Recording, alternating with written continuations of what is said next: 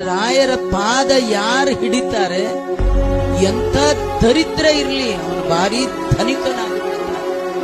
ರಾಜ ರಾಜಾಯತೆ ರಿಕ್ತೋ ರಾಘವೇಂದ್ರ ತಮಾಶ್ರಯ.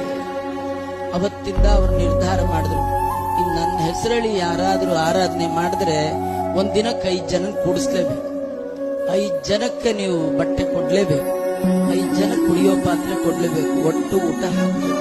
ಇವತ್ತು ಬರೀ ಬೆಂಗಳೂರು ಹೋದ್ರಲ್ಲೇ 100ಕ್ಕೂ ಮಿಕ್ಕ ಮಠಗಳಲ್ಲಿ, ಒಂದು ಮಠದಲ್ಲಿ ಮಿನಿಮಮ್ 1000 ಅಂತ ಇಟ್ಕೊಂಡ್ರು ಕೂಡ 100 ಮಠದಲ್ಲಿ ಮಧ್ಯಾರಾಧನೆಯಿಂದ ರಾಯರ ಹೆಸರಲ್ಲಿ ಅನ್ನ ತಿಂದವರ ಸಂಖ್ಯೆ 1,00,000 ಜನ.